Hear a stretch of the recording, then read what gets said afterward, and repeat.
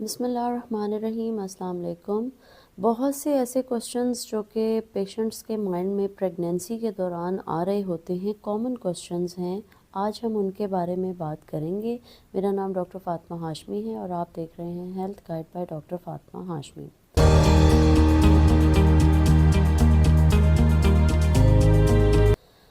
Patients, specially वो patients जिनकी first pregnancy होती है, वो छोटी छोटी चीज़ों को लेकर काफ़ी कॉन्शियस होते हैं। और क्योंकि हमारे जो सराउंडिंग में लोग होते हैं वो भी, हर इंसान अपने तजर्बे की बेस पर बात कर रहा होता है, तो इस वजह से पेशेंट्स के माइंड में बड़ी कन्फ्यूजन चल रही होती है बहुत ही माइनर सी बातों के बारे में, छोटी छोटी बातों के बारे में, और वो उसको लेकर परेशान होते हैं। आज की इस वीडियो में मैं उन्हीं चीज़ों को कवर करने की कोशिश करूँगी। तो स्टार्ट करते हैं। सबसे पहले 3 महीने में जो इश्यूज़ पेशेंट्स को आ रहे होते हैं, एक तो जो इम्पॉर्टेंट चीज़ आपने फ़र्स्ट 3 मंथ्स में ज़रूर प्रेगनेंसी में करनी है वो है फॉलिक एसिड का इस्तेमाल। यकीनन ये बहुत से लोगों को बात पता होगी कि फॉलिक एसिड का इस्तेमाल पहले 3 महीने में बहुत ज़्यादा ज़रूरी है।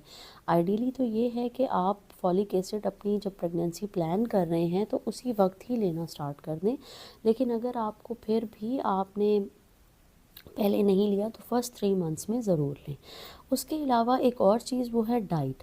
अब पहले 3 माह में यूजुअली पेशेंट्स को बहुत ज़्यादा उल्टी और मतली का प्रॉब्लम हो रहा होता है, जिसकी वजह से वो प्रॉपर डाइट ले नहीं पाते, और इसको लेकर पेशेंट्स परेशान होते हैं कि शायद इस चीज़ का असर हमारे बच्चे की ग्रोथ पर होगा।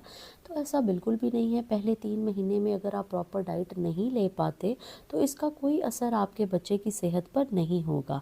जो डाइट्स आपको वैसे प्रेफरेबली अगर आप खा सकते हैं और लेना चाहते हैं, उनमें आजकल की डाइट जैसे चल रहे हैं, सर्दियां हैं, तो इसमें आपके लिए साग है, पालक है, शलजम, गोभी, सब्जियों में, फ्रूट्स में आपके लिए किन्नू है, अमरूद हैं, खजूर का इस्तेमाल आप कर सकते हैं। लेकिन इसमें भी यही है कि जो भी आप चीज़ खा रहे हैं वो आपने एक मुनासिब मिक़दार में खानी है, बहुत ज़्यादा कोई भी चीज़ नहीं लेनी। एक और इम्पॉर्टेंट चीज़ जो पेशेंट्स के जहन में आ रही होती है वो होता है वेजिनल डिस्चार्ज, यानी बच्चेदानी के रास्ते से जो पानी आ रहा होता है, जिसको हमारी आम ज़बान में लकोरिया कहा जाता है। उसको लेकर अक्सर पेशेंट्स परेशान होते हैं कि हमें पानी पड़ रहा है। तो इसके बारे में मैं ये बताना चाहूँगी कि प्रेगनेंसी में एक पानी का पड़ना नॉर्मल है। अगर उस पानी में मरीज़ को ख़ारिश महसूस होती है या स्मेल आती है, बदबू आती है, या आपको लगता है कि वो पस की तरह का पानी पड़ रहा है या दही की फुटकड़ियों की तरह का पानी है, तो उस सिचुएशन में ये इन्फेक्शन की अलामत होता है। लेकिन अगर आपको पानी सादा सफ़ेद, जिसमें कोई स्मेल नहीं है, कोई ख़ारिश नहीं है, ऐसा पानी पड़ रहा है, तो ये बिल्कुल नॉर्मल है प्रेगनेंसी में, और इसके लिए परेशान होने की बिल्कुल भी ज़रूरत नहीं है।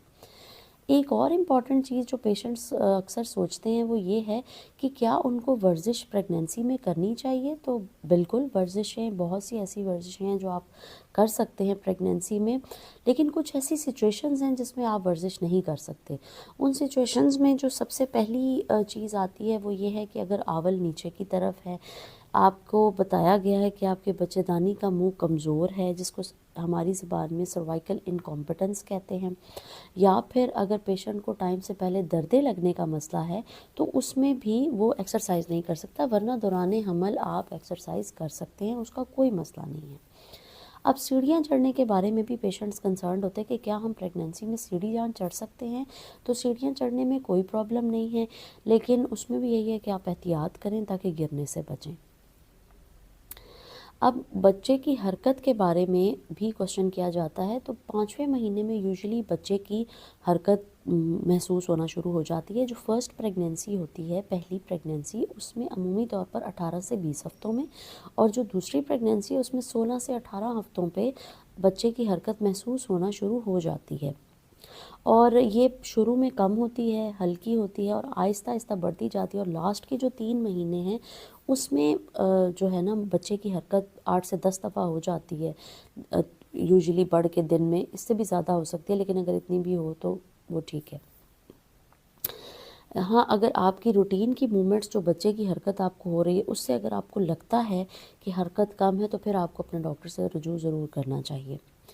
वेट गेन के बारे में पेशेंट्स जो हैं वो बहुत ज़्यादा परेशान होते हैं कि शुरू के स्पेशली 3 महीने में, क्योंकि आप खा नहीं रहे होते प्रॉपर, 3 नहीं बल्कि 6 मंथ्स में تک بھی ویٹ جو ہے نا یوزلی پیشنٹس کا اچھا گرو نہیں کر رہا ہوتا، تو اس میں یہ ہے کہ اگر آپ کا شروع کے 6 ماہ میں 2 سے 3 یا 3 سے 6 کلو تک بھی بڑھتا ہے تو وہ بھی نارمل ہے، کیونکہ آپ کی ڈائٹ آبویسلی الٹی اور متلی کی وجہ سے آپ پراپر طریقے سے کھانا نہیں کھا پا رہے ہوتے، تو اس میں اگر آپ کا ویٹ گین کم بھی ہو رہا ہے تو کوئی پرابلم نہیں ہے۔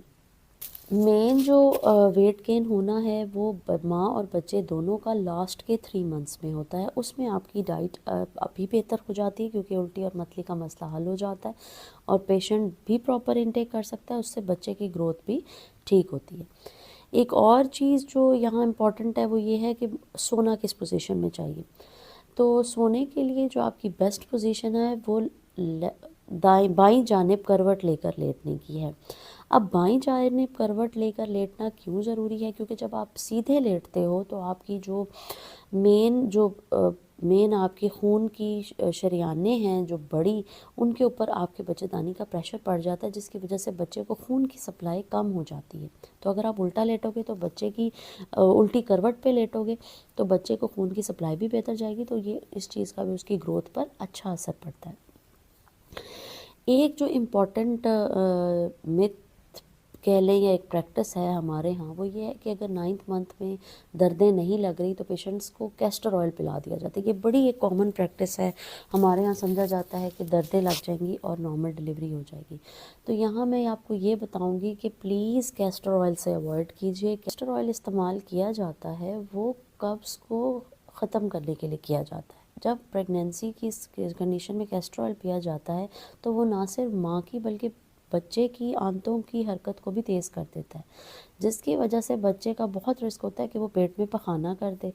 اگر وہ پخانہ کر دے گا تو جو آپ کی نارمل ڈلیوری بالکل ٹھیک ہونی تھی وہ سیزیرین میں بدل جاتی ہے، اور بعض اوقات سیزیرین ہونے کے باوجود بھی بچہ اگر وہ پخانے والا پانی پی جاتا ہے تو اس کو نرسری کی ضرورت پڑ سکتی ہے، اس کی جان کو بھی خطرہ ہو سکتا ہے۔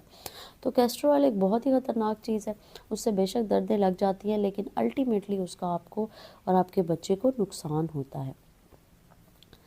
ہسبینڈ اور وائف کے ریلیشن شپ کے بارے میں بھی کوشچن کیا جاتا ہے کہ کیا پریگنینسی میں اس کو ہم کنٹینیو کر سکتے ہیں؟ تو اس کے بارے میں یہ ہے کہ پریگنینسی کو ہم جس طرح سے آپ اپنی نارمل زندگی کے کام کر رہے ہوتے ہیں تو آپ اس چیز کو بھی لے کے چل سکتے ہیں۔ ہاں، کچھ کنڈیشنز ایسی ہیں جس میں ہم منع کرتے ہیں، جس میں آپ کے پاس اگر آول نیچے ہے یا بچے کو ٹائم سے پہلے دردیں لگ گئی ہیں یا بچے دانی کمزور ہے یا پیشنٹ کو بہت زیادہ انفیکشن رہ رہا ہے، تو ایسی سچویشن میں پھر ہم منع کرتے ہیں۔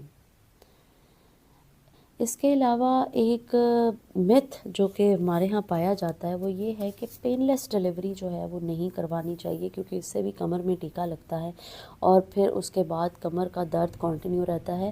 تو اس ویڈیو میں آپ کا یہ بھی مفروضہ کلیئر کرنا چاہوں گی کہ ایسی کوئی بات نہیں ہے۔ کمر میں ٹیکا لگنا اس سے کوئی بھی آپ کے کمر کا درد نہیں ہوتا، لیکن یہ جو پین لیس ڈلیوری ہے یہ بہت ہی ایک یوزفل چیز ہے، ایک بڑی اچھی چیز ہے کہ جو پیشنٹس اتنی شدید دردیں برداشت نہیں کر سکتے اور اس کی وجہ سے وہ سیزیرین پریفر کرتے ہیں، ان کے لیے بہت آسانی ہے کہ وہ پین لیس ڈلیوری کرا لیں۔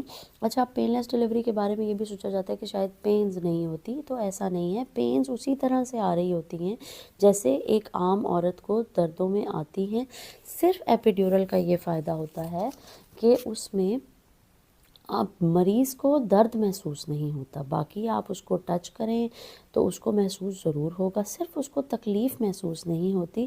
اس سے پیشنٹ بھی ریلیکس رہتا ہے، ریلیکسنگ وے میں وہ اپنی نارمل ڈلیوری کروا سکتا ہے۔ تو ایپیڈیورل ایک بہت اچھی چیز ہے۔